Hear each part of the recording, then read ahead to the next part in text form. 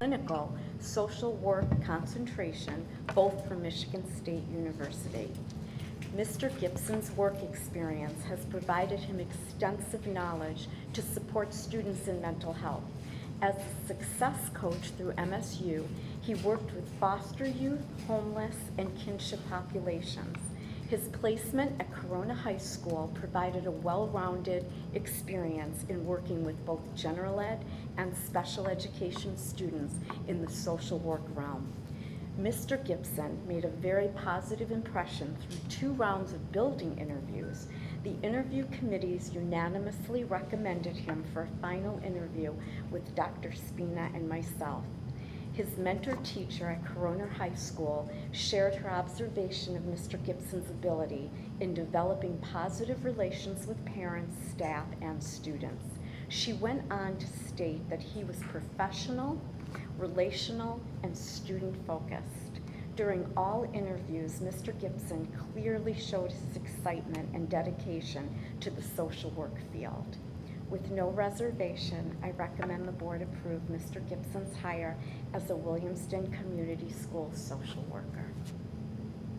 Any questions?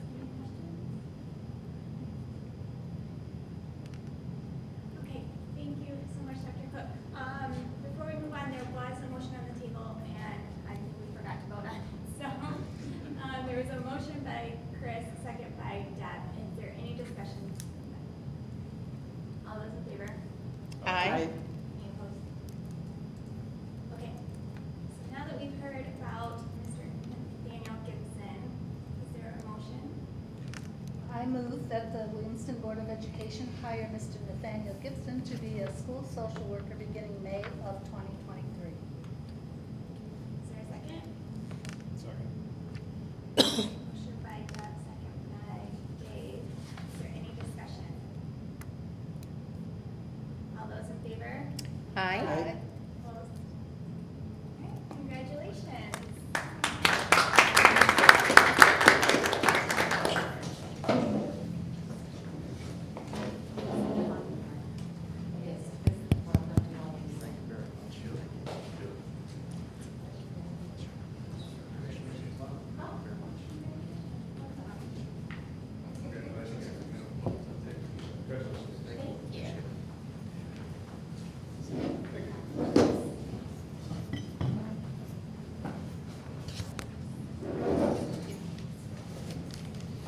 Thank you.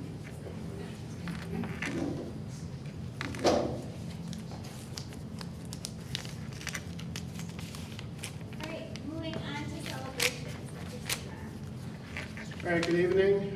2 stories to comment on from the website regarding celebrations. First, were a combination of Be Nice, mental health awareness, and suicide prevention events that took place last week. The first was on Wednesday afternoon, was a middle school track meets, the first major sports Be Nice club collaboration we've had this far at the middle school. And it was really cool to see, like a sea of pink, because they got the Be Nice shirts for all the middle school athletes. And so out of the track complex was just a sea of pink out there. Really, really nice job by the advisors at the middle school. A lot of good feedback from parents that were in attendance at the event that afternoon. And the best part about that is really building the foundation, making students aware of the warning signs and being able to talk freely and openly about mental health. And really, again, the whole point of this program is to reduce the stigma around having that dialogue. And so building that foundation at the middle school will be at a stronger spot when those kids move up to the high school and just continue that positive momentum. The second was the Be Nice event, the Be Nice soccer game at the high school on Friday night. I got there a little late, so I missed the beginning portion of it, but they had the announcements by the high school students like they had in the past, and the information booths. And then we had the custom jerseys, just like we did with football back in the fall for the girls team. And again, just keeping the momentum going with that, and continuing to involve students from all different types of activities throughout those 2 schools in that program.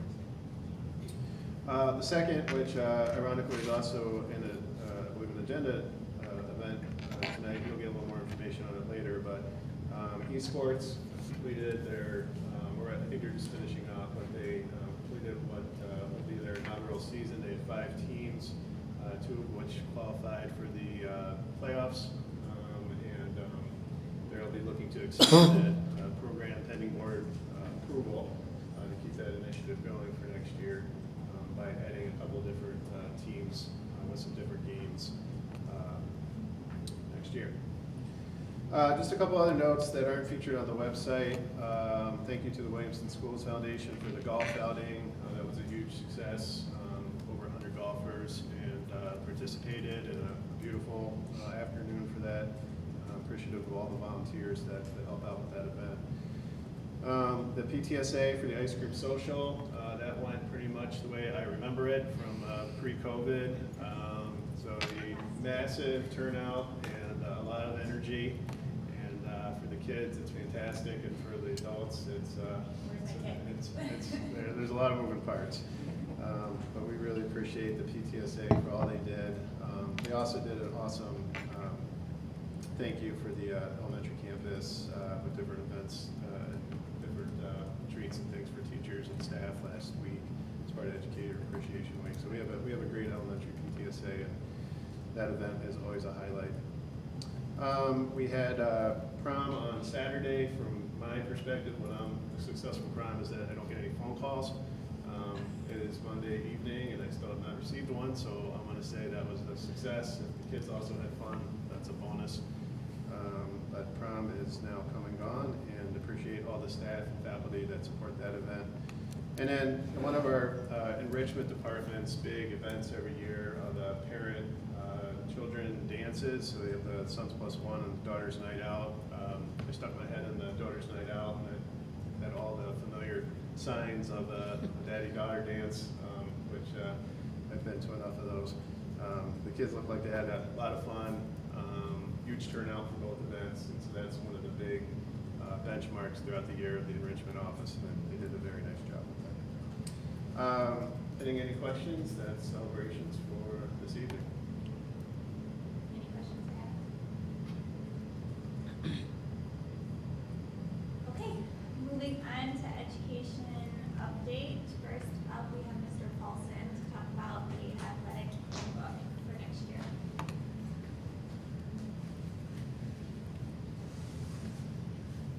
Hello again. I think you have the proposals in front of you, I would imagine. Yes.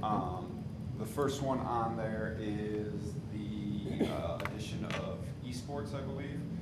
Not to put the cart in front of the horse, but in thoughts of adding that as a varsity sport, we would have to change our handbook to our offerings, which would be a fall and spring season.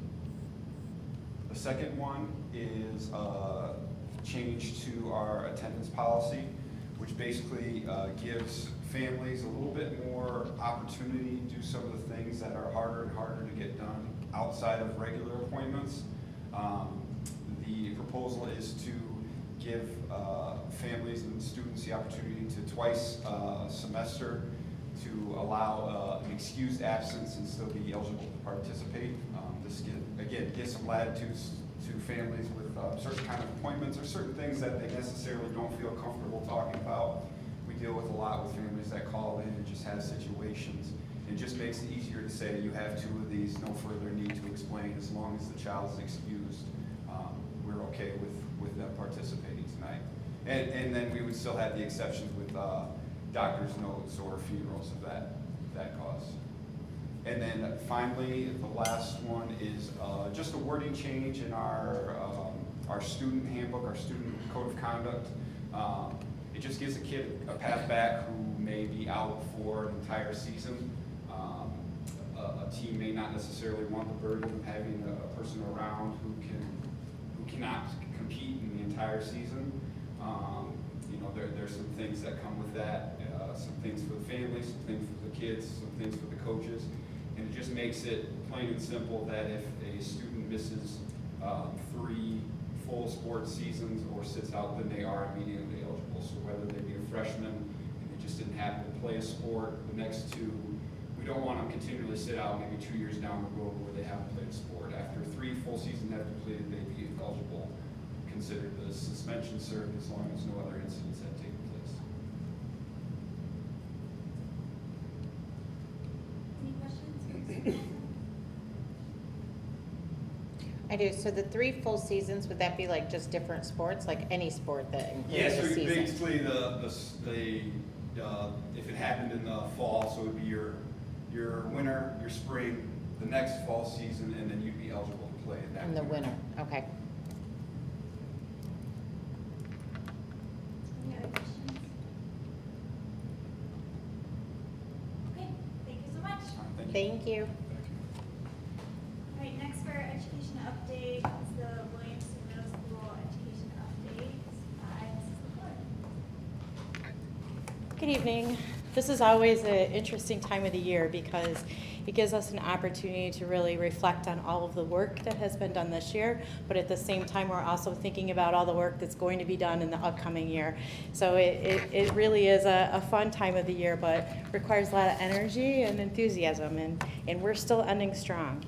So at Williamston Middle School, what we typically do with our leadership team is we meet in June, shortly after school's out, and we look at our school improvement plan for the upcoming year.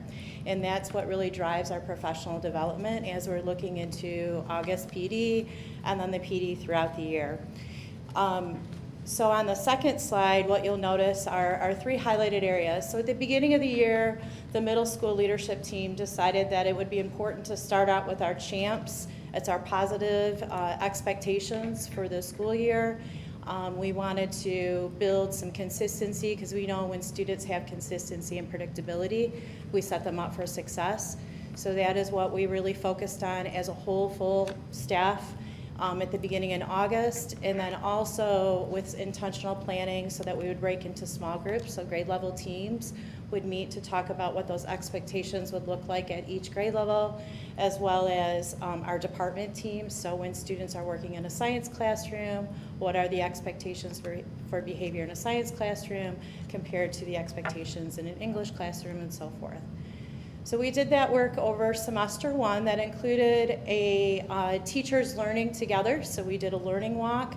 So once we implemented the CHAMPS expectations, rolled that out with consistent implementation, then teachers signed up to visit each other's classrooms and provide instructional feedback. So I noticed, here are some things I noticed about your classroom with CHAMPS expectations, and here are some things I'm wondering about. Then we came together as a full staff and we talked about our highlights from that experience. We noticed an improvement in active engagement within the classrooms. We also noticed that there was consistent implementation. In the second semester, we really focused heavily on the literacy pieces. So we were looking at content area literacy, specifically around technical reading and informational text. We used our data. So we looked at our NWEA data. We looked at the data that we were seeing in the classrooms, and we noticed that students really needed some extra support around instructional reading. And then also intentional planning around the writing. So when students are reading instructional text, or when they're reading informational text and technical pieces, what type of rigor are we going to create with writing so that they're responding intentionally to those text-based pieces. We increased the rigor. That means that we increased the rigor in our formative assessments, so the things that were happening daily in the classrooms, as well as those summative assessments. So teachers were meeting in semester 2 in their department level teams, but we also first off provided that full staff meeting PD. And then if you can go on to the next slide. We really also wanted to highlight some of our celebrations. So thank you for your support of our one-to-one Chromebook devices. Teachers were really intentional about thinking about how do we create the right balance in the classroom between using devices and using paper and having students engage in hands-on activities.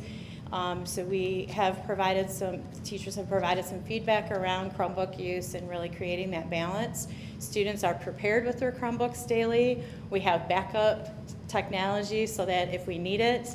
IT department, they've done a great job with troubleshooting any unexpected things that have happened with our devices. So a student will walk into the office and say, my Chromebook isn't working, and then we can change it out. IT departments very timely with getting in and fixing the devices for us. And then it has been really seamless for us this year. So thank you for supporting that initiative. And then we have our plan for our incoming sixth graders for this fall. Also a celebration is we increased our AOT time. So we increased our AOT time 2 times a month. That allowed us to move our SEL lessons into a Tuesday. And then also we have an academic check-in that happens once a month on Tuesdays. And then that allowed us to move all of our AOT drop-ins for students to get academic support to all of our Thursdays. So we went from 4 days of AOT, or 4 days a week of AOT, to 6 days. It's not 6 days, 6 days a month, not four days a week. And then also another piece that we implemented was Heather Lewis.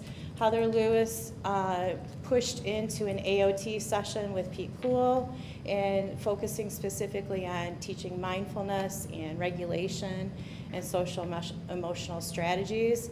So that was happening regularly this year. And then also increasing the social emotional supports for staff and students. So you can kind of see on some of the pictures here, we have Be Nice and some activities that were happening during lunchtime.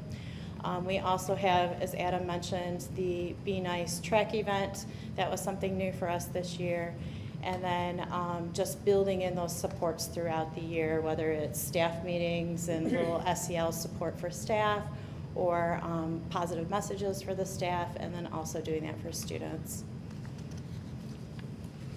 So looking forward to next year, as I mentioned, we're kind of culminating this year, but then we're already thinking about next year. So our leadership team will meet in June to look at our new school improvement plan and the focus areas for our school improvement plan this year.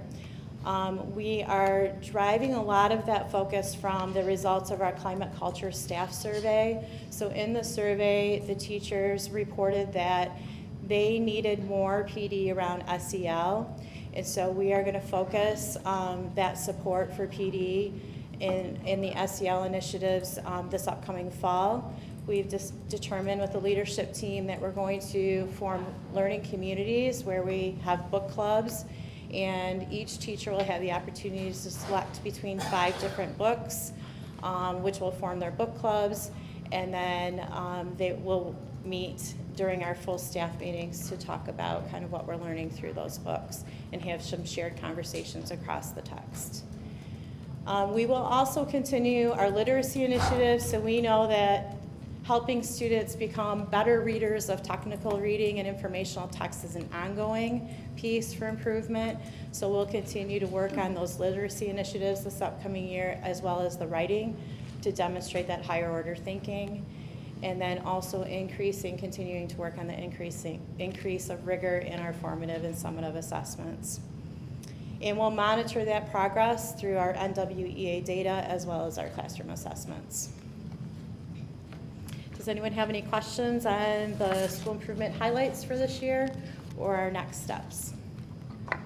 I have a question in reference to the SEL focus. Will that be for the professional development on how to implement it to the classroom, or for their own personal use? And will the book club be for the teacher's book club, or will it be implementing different books for the students? Mm-hmm. So the teachers will be reading the books, but the books are focused on SEL strategies used daily within the classroom setting. Perfect. Thank you. Yep. Any other questions? I have a question. You said that Heather Lewis was going in. Well, is she doing any other push-ins, or is it just with that one teacher? She is. So what Heather did this year is she put together a Google form. So she invited teachers. If you want support and you want me to come into your classroom, I'll come in. And so what she did is sometimes she went into classrooms and taught students some strategies within the classrooms. Other times she met with staff members during their planning periods, and then they worked together as adults so that the teacher could then implement it. And I did notice with her work that teachers were then getting together when we had staff meetings, and they would they would promote it, right? I had Heather Lewis come into my classroom, and this is the difference it made, and I noticed students are using these strategies, so it really did make a difference. So thank you for asking that. I didn't mention that earlier. Any other other? questions?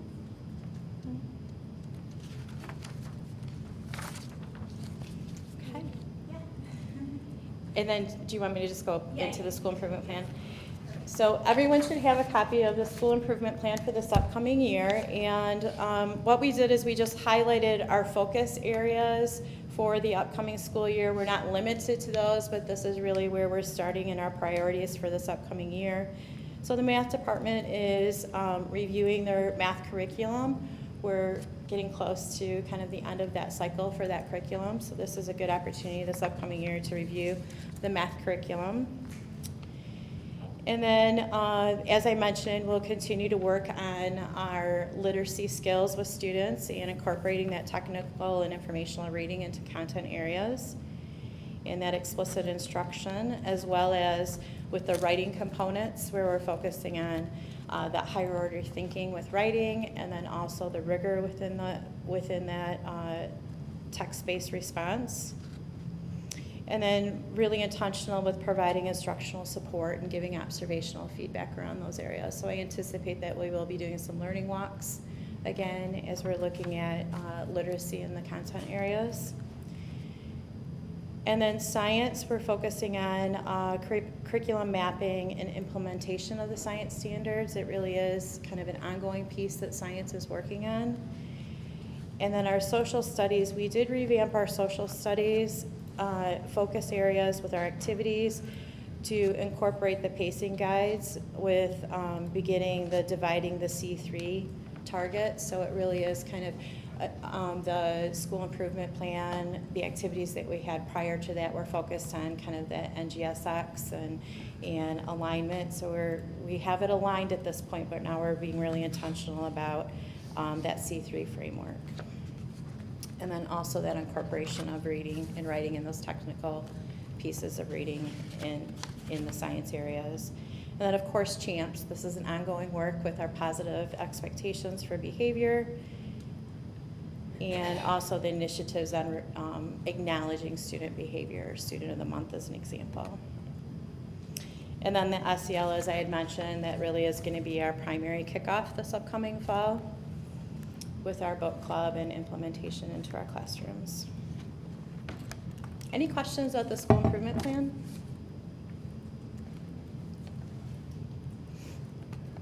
Okay, now I can see if you can provide the handbook updates. Okay, handbook updates. So I did want to mention that when I submitted the handbook for the board book, I did not put in the homeless students due process, but that is something that I do have revised into the handbook. So I just wanted to share with you a copy. This should be very familiar. It's the same language that we're using in all of the other handbooks in our buildings. But it wasn't visually in there, so I thought I should provide it for everyone. Thank you.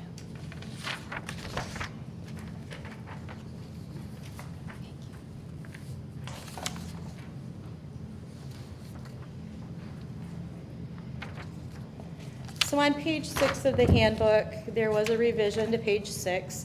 It really is an update to the admin team.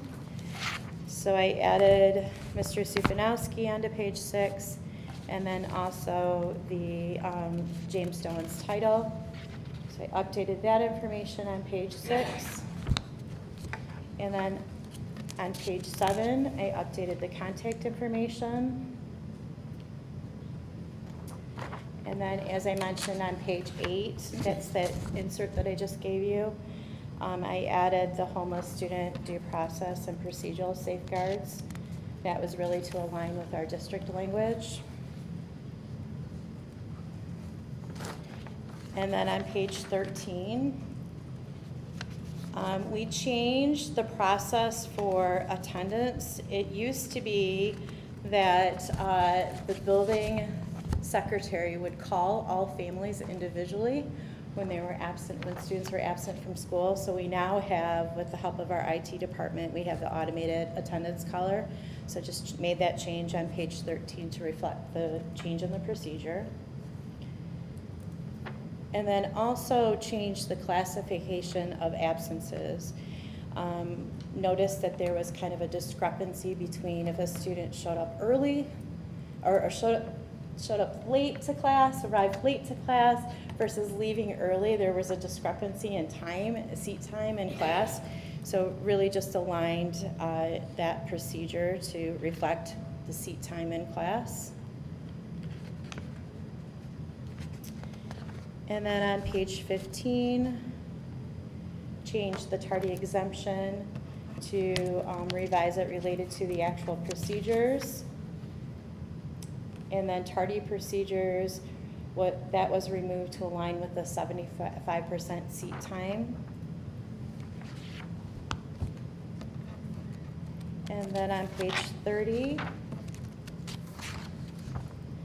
there was the SNAP suspension, which was added to align with the district policy. And then on page 30 and 31, the short-term suspension was revised to align with the district policy. And on page 31 and 32, the long-term suspension language was revised to align with the district policy. On page 32, the expulsion language was changed to align with the district policy. On page 33, the permanent expulsion was revised to align with the district policy. On page 34, the short-term suspension appeal was removed due to the district appeal process. On page 34, the expulsion appeal process was revised to align with the district policy. On page 37 and 38, the detection dog language was added. This is a new policy that was added to the handbook. And on page 39, lockers, the revision was aligned with our district policy. Page 40, revisions were made to the medication section, which aligned with our district policies. And on page 41, visitors and volunteers was revised to align with the district policy. Are there any questions about the middle school handbook revisions? Any questions?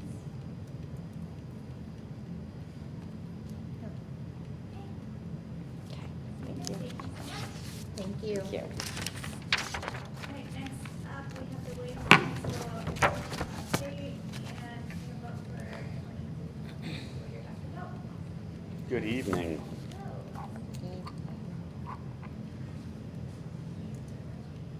Am I advancing this with this clicker, or do you advance for me?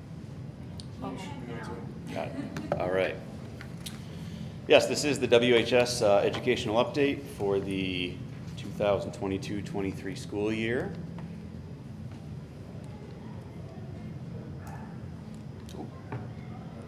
All right. I'll just do this, and you hit the button, and it'll work. So I just wanted to start with some highlights. First highlight, we're looking at our academic achievement for the year. We continue to excel in the classroom academically. We were ranked number 1 in Mid-Michigan by the Michigan Department of Education for the 4th consecutive year. U.S. News & World Report ranked us one of the best high schools for the 4th consecutive year. And when you looked at our SAT scores from last year, we had minimal change from last year's SATs going back to 2018-19, which was the last year all juniors took the SAT before the pandemic. So there was the first year, it was not taken. The second year was optional. So 21-22, back to everyone taking it. Our drop was minimal. When you looked at other local schools in the area with total scores over 1,000, we dropped the least. And when you compare us to the rest of the state, we were under that drop as well. So When you look at the school as a whole academically, how we perform very well. When you look at the standardized testing performance there, also very, very good, especially considering the 2 years prior. Continuing highlights, looking at our building-wide school improvement plan, we continue to focus on our common grading policy work. Our major steps this year, at the end of the first semester, we included a non-achievement rubric on the first semester report card. Then we surveyed we surveyed students and parents, and 72.9, so 73% of respondents said that they liked the new report card and the look of it. So the plan is to continue with this moving forward. Originally, the plan was to try to get the non-achievement rubric scores on the transcript as well, but that is proving to be much more challenging than we anticipated as far as transcript modification and everything that goes into that. So it's still out there, but it's not going to be implemented as quickly as we had anticipated. So we will just keep the scores and the rubric on the report cards for now. We spent the first semester developing an extra credit policy building-wide. The staff determined we are not going to offer extra credit as it distorts the grades students have earned in class and detracts from the academic work they should be doing. So we implemented that with the start of the second semester. So as of now, the building does not offer extra credit. And we also determined that as extra credit is not being offered, we do need to offer retakes across the building so that students have an opportunity to improve their scores and demonstrate additional mastery of the content. So we are in the midst of that right now. So departmentally, all of the departments are looking at what their common assessments are going to look like in a retake format, and the grading committee is looking at what are the policies and procedures going to be when we implement this. So the grading committee will make a recommendation to the entire staff, and the staff will approve, or we'll go back and make revisions. So right now, both at the grading committee level and the department level, we are in the process of developing retake procedures. When we look at the school improvement plan at the department level, all 4 of our core departments were engaged in PD work that they identified as a need based on the school improvement plan, and our world language department and our extracurricular departments did as well, but I'm just focusing on the 4 cores this morning. English really focused on their grading practices and looking at how they're grading their work and trying to make that more consistent across the department. They also worked on the 9-12 curricula. Math focused on redoing the SEC, which is the Survey of Enacted Curriculum. This is a data collection tool that provides feedback to teachers, looking at the rigor and depth that they're teaching within their classes and how that aligns with course standards. They also continue to use Hattie's book as a book study looking at active student engagement. Science focused on curricula and ensuring all standards are being met amongst the core classes with an emphasis on biology. They also focused on the rigor of laboratories, and social studies worked on revamping the U.S. history assessment, specifically modifying questions to reflect DOK, which is depth of knowledge, level 2 and 3. DOK level 1 is simply recall, so DOK level 2 and 3 really looks at skills, concepts, and strategic thinking. So all of the departments had different focuses, but all of those are in our school improvement plan, and they worked on these consistently throughout the year. Dr. Lewis. On that, about a year ago, we approved a kind of an add-on curriculum for social science. Is that part of that? So they are using that not necessarily as their assessment, but they're using that as a teaching tool, Okay. looking at DOK questions and in the daily lessons within the classroom, taking a deeper dive into the material. So it's being used as a resource to teach students to think more critically, and then that should be demonstrated on the assessments. Has there been any further assessment of whether that purchase and the new curriculum is aiding in getting the students to where they wanted to go? So positive feedback, the U.S. history assessments, they just are working on modifying these for next year. So I don't have any data on what the modified assessments will look like or what the scores will be. But the feedback coming out of the department's been very positive. And Erin Richards led that charge, and she talks highly of it. So yes. Great, thank you. So after looking at our overall academic achievement and the school improvement plan at the building level and school improvement at the department level, I would like to discuss some of our initiatives that we implemented this year. So all of these initiatives that I'm going to talk about were implemented this year. In several cases, they took a year or two of planning to implement. So this being the first time through, I think all of them went very well, but we did have lessons learned, and we'll adjust accordingly and improve our practices going into next year. To kick off the year, we implemented a Freshman Connect program. This connected every incoming ninth grader with a junior or senior mentor. And I think mentor might be a little too strong of a word. It's more like a buddy, but it's someone that they know as far as an upperclassman that they're connected with. So as they come into the high school, if they have questions, where's this, or what do I do here, or how do I find that? They have this individual cell phone number, they can contact him or her. So basically someone that can show them around the school, be there if they have questions, just be a contact within the school, because we do have freshmen who come in who obviously don't have older siblings or friends, and it's a big brand new building to them. So this went very, very well. Our juniors and seniors who serve as mentors do apply, and there's a rigorous application and interview process. We've selected 25 mentors for next year. One change that we're making this current school year, the kickoff was in August, we're going to divide it in half a little bit. We're going to implement one component in June during the school day. We have half days for exams. The middle school is going to come over for a little bit. There's a lot of angst from the 8th graders coming into the high school, brand new building, and instead of that angst hanging out there all summer, and then they come in mid-August and get exposed to the building, this is going to give them an opportunity to at least come into the building, walk around a little bit, so in their mind, they know where they're going. And then again in August, we'll have the second half of the kickoff, where it's really going to be more small group, them with their mentor, that sort of thing. Similar to what Deb said, we did implement Trails AOT time, which was devoted specifically to social emotional learning. We used the Trails curriculum, which is an evidence-based curriculum. Our social worker sent weekly wellness forms to all students to increase access to students, social workers, and counselors. So there might be a week where nobody responded that they really needed that support, and there were weeks where we had multiple students reply that they needed support. So instead of the student having to make the effort to go find a social worker or counselor, they were able to fill out this weekly wellness form, and then our staff knew to go find them. And there were 3 options. I'm in immediate crisis. Please just touch base with me in the next few days. Please touch base with me in the next week or 2. So we could kind of gauge where students were at and what their need was.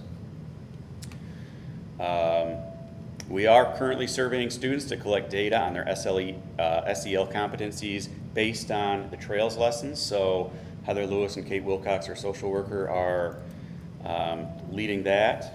And then our plan next year is to continue with this every other week SEL AOT time. That for us is going to be a combination of going back to the Trails key concepts, as well as implementing some Be Nice elements into that time as well. So it is something that we are going to continue with next year. Yep. I have a question about the Freshman Connect. Is that a mentorship that you see that grows throughout the year, or is it just kind of at the beginning of the school year and phases out? A lot of it was at the beginning of the school year. Kate Wilcox, who is the advisor for that program, does touch base with the mentors just to see how it's going. I think it's something that we can build up a little bit more probably to continue through the year. This first year was just really used as, now you have a connection to the high school. I'm going to show you around. We're going to go around and find your locker and how lunch works and all that. But then it was really left to the freshmen to reach out if they needed some sort of support. So I think what she's trying to figure out is how do we get the upperclassmen more involved and them reaching out and training them to be supportive. Because, you know, besides sending out a text, hey, how are you doing? They need to be trained a little bit more rigorously. So that is something that she's looking at.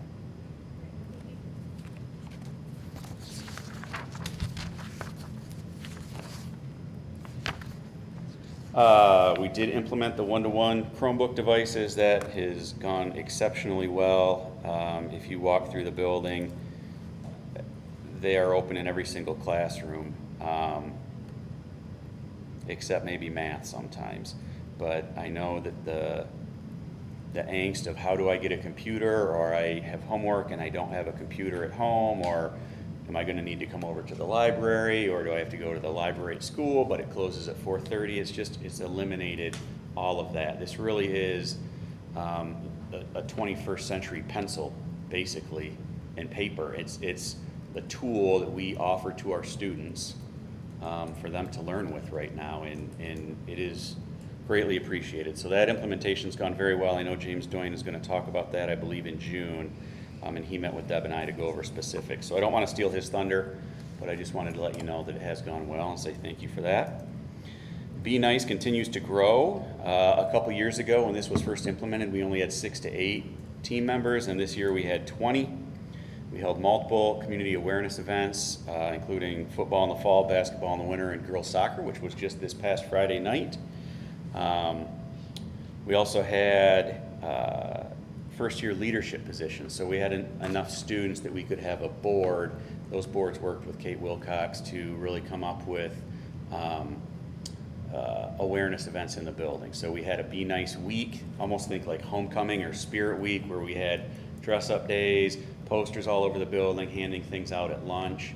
So Be Nice is really supposed to be student-led, and we are getting to that point. COVID slowed us down a little bit, but we are getting there. So that was great news with the Be Nice program.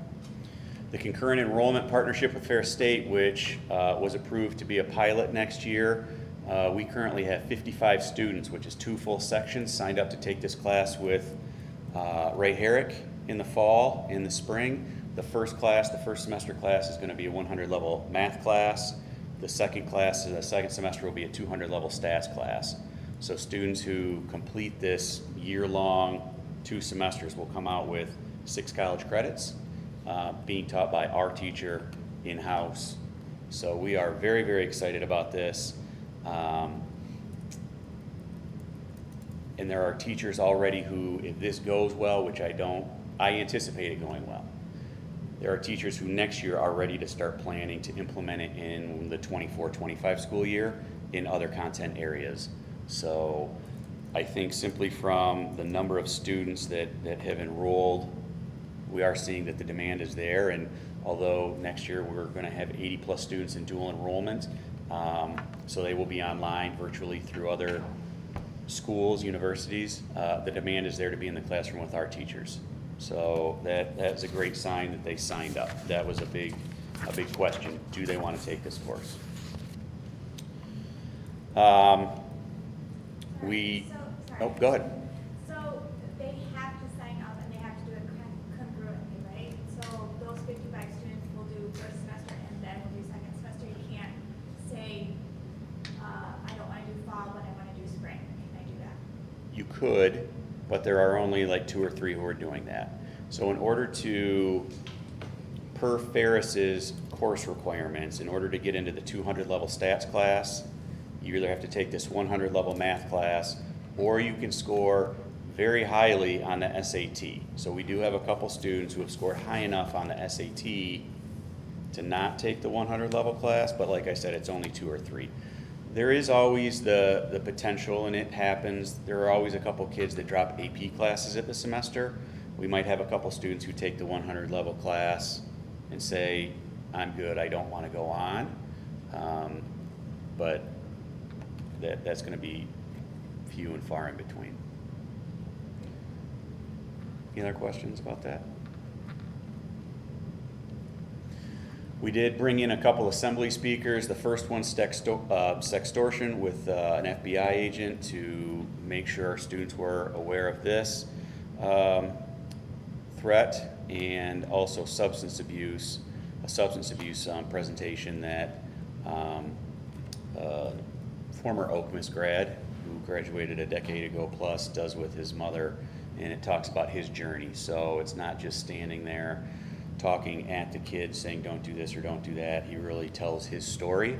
And there was about a 20-minute period when he was talking where you could have heard a pin drop in the gym with 598 high school kids sitting there in the bleachers.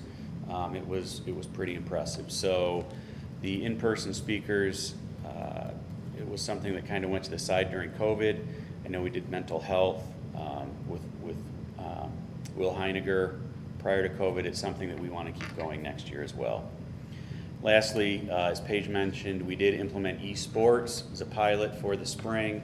We had about 17 regular participants. In talking with James Doyen, who is the assistant coach, he anticipates that we're going to have even more participants in the fall for a couple reasons. One, we do have 4 gaming PCs lined up that we're ready to go. We did not use the gaming PCs in the spring. We only use Nintendo Switches, so we just get used to kids creating accounts. How do I log into the gaming system?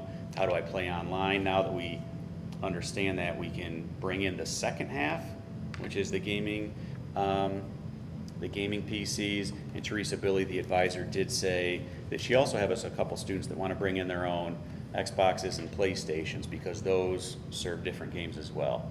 So it was a really successful kickoff and something we're excited about and something that we hope does become a varsity sport. We had several students in there that are not currently involved in any other activities in the building, extracurricular wise. And the goal with this was to provide this opportunity to all of our students, but see if there was a group out there that maybe didn't have an after-school connection to a club or group or one of our staff members and get them involved. And like I said, there were multiple students in that situation, and that was really good to see. So those were all of our initiatives for this year. As we wrap up the spring, it is very busy, as it is every year. So far, we've had our NHS induction ceremony, we've had our spring play, we've had our spring band concert, we've wrapped up AP exams, and we had prom on Saturday night. And still to go in the next couple of weeks, we have our spring choir concert this week. Next week, we have our senior honors and awards night. We have our seniors' last day, which includes a graduation rehearsal, a luncheon, a parade through the lower level buildings, and ends with a paint fight.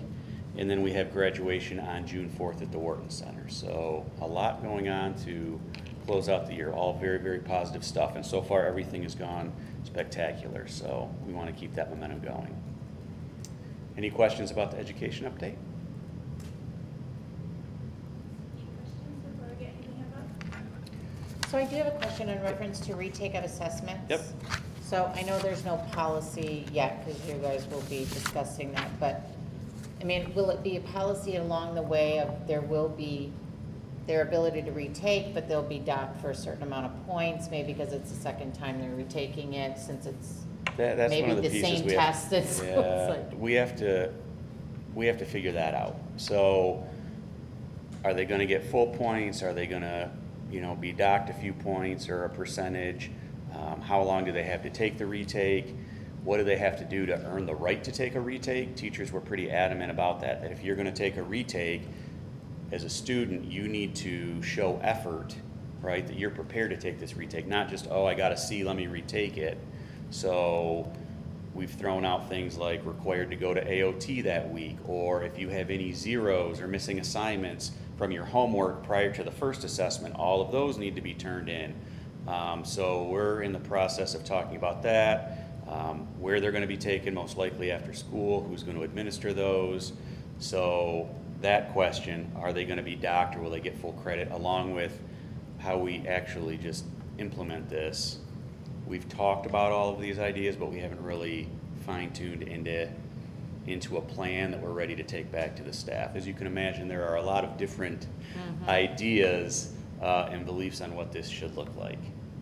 Yeah, I do remember certain students I won't name mine, but I think there was a time or two where they would be like, I took the test, I didn't have the time to study, I'll just take a retake, you know, hopefully I won't get so bad, but if I do, so, you know, we just want to make sure, and I tell them that's not the way you do it, and I don't Yeah. want that to be an incentive for people to think I can just, you know, go to the basketball game and then come back and take a retake on a later Correct. date, so, okay. thank you. Correct, yeah.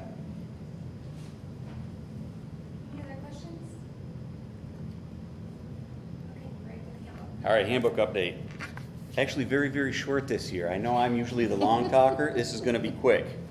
Page 11, the homeless student due process and procedural safeguards complied with the requirement to be included. Page 12, the dual enrollment was updated to include the word concurrent. So the dual enrollment procedures that were already in place, we're going to use the exact same procedures for our Ferris State concurrent enrollment classes because these are college classes. So even though the dual enrollment is online, we have a few students who go in person, but mostly online. We figured college classes are college classes, whether they're virtual, on LCC's campus, in our building, so concurrent was simply added. We did strike some language also just because we felt those practices were outdated. So we struck some language, but nothing was new other than the word concurrent.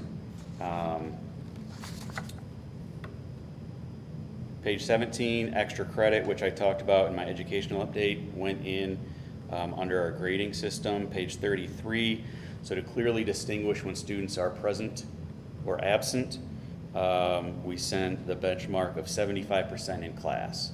So it gets a little tricky if students are there for 20 minutes and they have a pass to leave to go to a doctor's appointment. Have they been present even though they were only there for a third of the time? Same thing if a student's coming late from an ortho appointment and they're only there for 10 or 15 minutes, but they have a pass, so it's excused, are they present or not? We just felt like we needed to put something in writing so it was clear to everyone, student, family, staff, attendant, secretary, when are students present and when are they absent? So we sent 75%, which is about 44 or 45 minutes. Page 40 clarifies that current practices already in place with the commencement ceremony. We just expanded on that to make it more clear that all grades have to be submitted by the teacher of record 72 hours prior to graduation. That's something that's been in place. It was not clearly explained in the handbook. And then bullet point 7 there talks about what can be personalized and what cannot be on the cap and gown. So there's an option for some personalization, but we also want to look uniform. We're graduating together as a class, representing Williamston High School, so that clarifies personalization of graduation garb. Page 46, updated the health and medication policy to comply with the Board of Ed policy. Page 48, under abusive and offensive language, we only had levels 1 to level 2. We have found a couple situations where we felt the language was abusive enough that we did need to implement a little stronger consequence. So this clarifies that within the handbook. Page 58 complies with the requirement to include SNAP suspension language in the handbook. Also on page 58, going through, this is the entire short-term, long-term suspension, expulsion process, updated to comply with updated board policy. Go back to page 46 for 1 second. Yes. Last sentence, I think is maybe missing an is. 46. Is it authorization, or not is, but authorization for, is it authorization is required for self-possession, self-administration? Is there a, looks like there's something missing in that sentence. Oh, you're right, I left off. I'm guessing you meant like is required. or Yes, something is like that. required, thank you. Yep. I think there was a typo in one of the versions of the policy, so that's just reflecting. Okay. That got corrected on the policy, not that you can see it right now, but So I will go back and, I just copied the policy, I will copy that to exactly match the update. No problem. I just was reading it again and I'm like, there's something missing. Any other questions for Dr. Bell?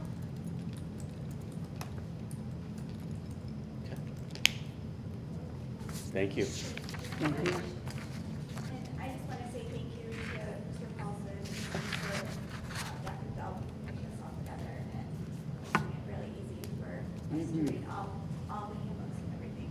So thank you Welcome. very much Thank for you. your time on doing that. All right, next up is Dr. Spina for superintendent report. So upcoming items on your meeting on the 5th of June will be the Kids Corner Little Hornets Handbook and Education Update. And Dr. Cook will have a variety of different curriculum presentations. There's been a lot of work that's been taking place over the last 6 months or so, or longer in some cases, focused on investigating curricular options to enhance some of the materials that we're using in a variety of different subjects. And so she will present some of those to you at our next meeting in June. At the end of June, on the 19th, which will be our last meeting for the school year, we will give a summer project preview to the extent that we can. There's lots of little things going on this summer, but we'll try to capture some of the larger items that the board might not be aware of. James Doyen, as Dr. Dowd mentioned, will be providing the Ed Update, which will be a review of the one-on-one Chromebook initiative at the secondary level. One piece too that normally happens at that meeting that I'm not sure. Oh, I forgot also. Go back to 5 June real quick. That'll be Sarah presenting the budget and budget amendment. So that'll be obviously an important one, and that'll need to be voted on the 19th. So going back to the 19th of June, one thing that happens most years is food service director will provide a recommendation on meal prices for the following school year. Not sure how that's going to play out this year because there is some language in some of the proposed state aid budgets for next year to make school meals free for students. Again, not sure if those will pass into the final school aid budget, but there is a possibility that that could be delayed if we're still waiting to see how that turns out. So that is it for upcoming items pending your questions. Questions for Adam? Okay, next is ISOA meeting. So we had a meeting beginning of May on the 3rd, and Jason Melma, who was our interim ISD superintendent, gave an update from the superintendent's roundtable that was held in April. And that meeting was held at Leslie Public Schools.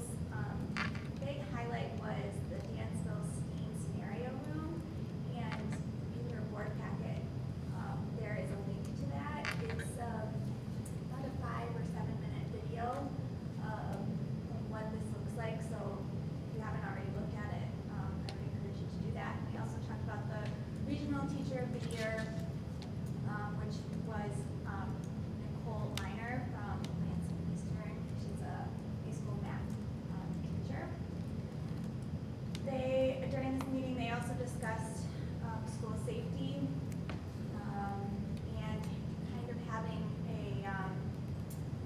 so they had interest from districts to partner with secure education consultants to create a countywide plan to support any thing around school safety. So that discussion seems to be going forward, and that is what the ISD is going to be doing. They're going to create an emergency operation plan. They had discussion around special education funding, and the Talent Together is a new collaboration initiative that includes 48 ISDs and 9 colleges and universities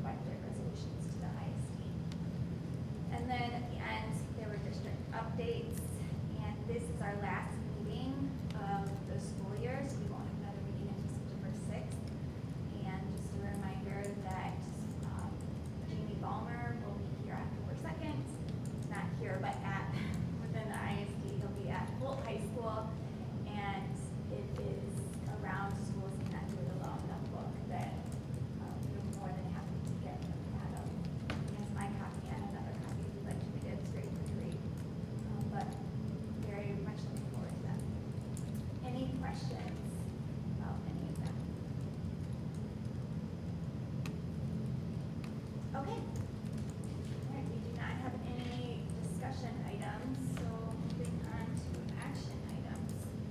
Do we have a motion for the consent calendar? Make a motion that the Williamston Board of Education approve the minutes of the regular meeting held on May 1st, 2023 as presented. Dave? Motion by Chris, second by Dave. Is there any discussion? All those in favor? Aye. Opposed?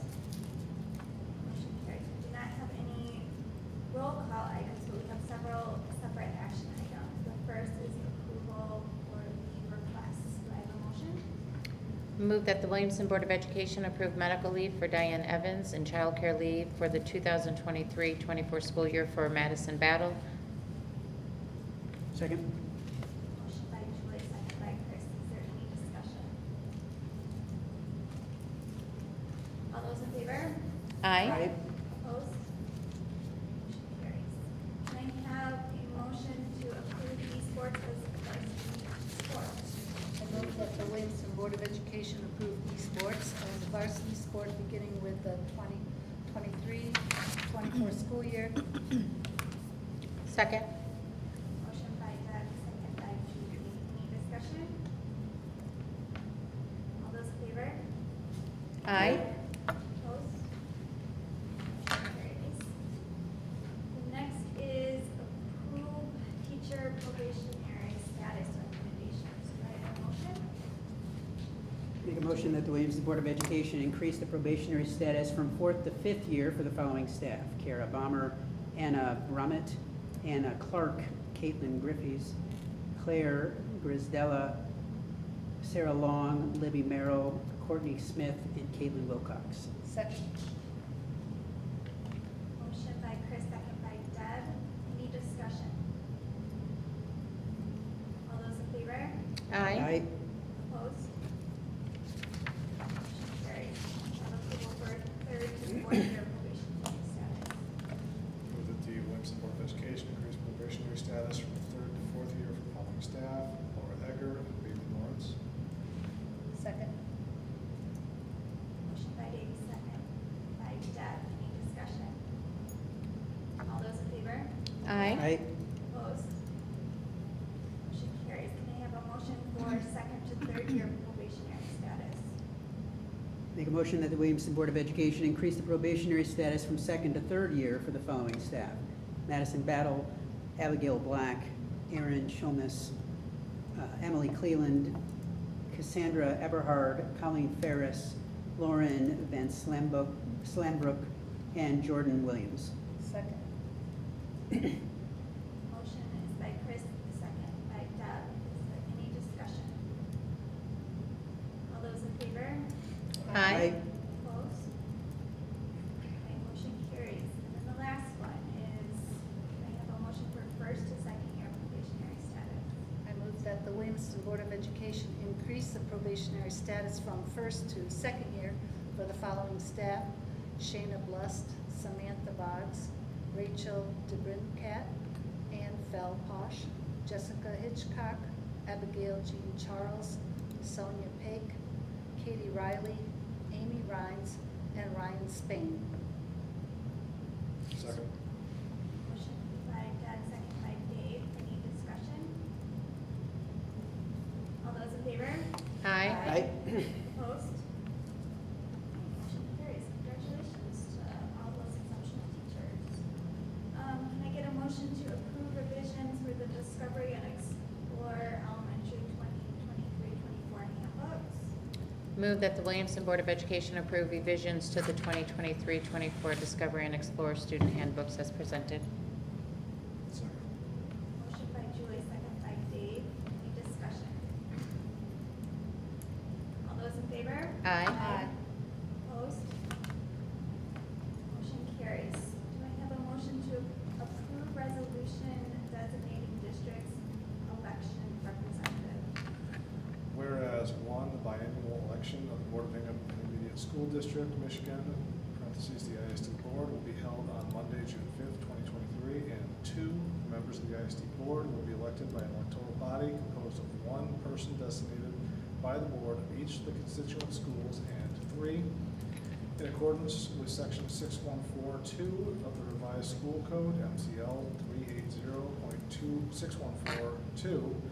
This board desires to designate Sarah Bellinger as this district's proposed representative and Nancy Deal as the alternate designated representative in the event the designated representative is unable to attend, and further desires to direct said representative and alternate to vote on behalf of this board for special candidate.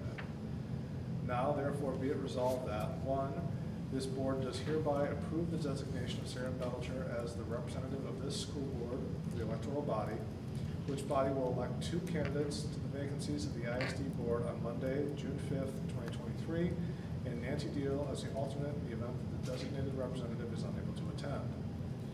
2, the designated representative and alternative are further directed to cast a vote on the first ballot on behalf of this board for Lori Zajac and John Willenberg. 3, the secretary of this board is hereby further directed to file a certified copy of this resolution with the secretary of the ISD board. 4, all resolutions and part of resolutions insofar as they conflict with the provisions of this resolution be and the same are hereby rescinded. Second. Motion by Dave, second by Chris. Is there any discussion? All those in favor? Aye. Opposed? Motion carries. Do I have a motion to support of the 2023-24 intermediate school district general fund budget? Whereas Section 624 of the revised school code, as amended, requires the intermediate school board to submit its proposed budget not later than May 1st of each year to the board of each constituent district for review, and 2, not later than June 1st of each year, the board of each constituent district shall review the proposed intermediate school district budget, shall adopt a board resolution expressing its support or disapproval of the proposed intermediate school district budget, and shall submit to the intermediate school board any specific objections and proposed changes the constituent district board has to the budget. Now, therefore, be it resolved that 1, the Board of Education has received and reviewed the proposed intermediate school district budget in accordance with Section 624 of the revised school code as amended, and by the adoption of this resolution expresses its support for the proposed intermediate school district budget. 2, the Secretary of the Board of Education or his or her designee shall forward a copy of this resolution to the intermediate school board or its superintendent no later than June 1st, 2023. 3, all resolutions insofar as they conflict with this resolution be and the same are hereby rescinded. Second. Motion by Chris, second by Doug. Is there any discussion? All those in favor? Aye. Aye. Opposed? Motion carries. Thank you. And then approval, can we get a motion for approval of desktop computer purchase?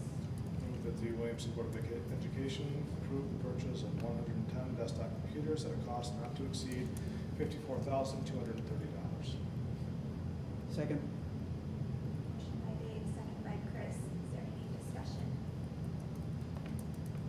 All those in favor? Aye. Opposed? Okay, motion carries. Can I get a motion to approve Williamston High School safety enhancement? Move that the Williamston Board of Education accept the bid from Moore Trosper Construction Company for egress windows at the designated locations in Williamston High School. The cost will not exceed $70,000 and will be paid from Section 97 monies. Second. Motion by Julie, second by Deb. Is there any discussion? All those in favor? Aye. Opposed? Motion carries. Can I get a motion to approve the asphalt replacement for the summer 2023? I move that the Williamston Board of Education accept the bid from One Way Asphalt for parking lot replacement playground and walking path repairs to occur at the middle school, Discovery Elementary, and Explorer Elementary.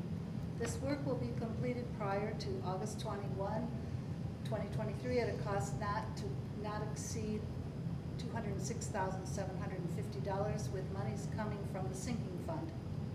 Second? Motion by Deb, second by Chris. Is there any discussion? All those in favor? Aye. Aye. Opposed?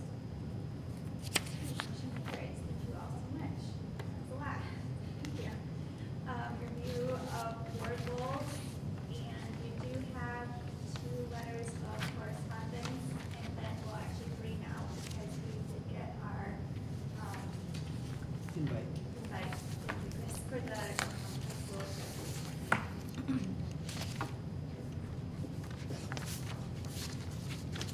All right, this comes to the second portion of citizen comments. Any citizen that would like to address the board? Okay, seeing none. Do we have any board member reports or requests?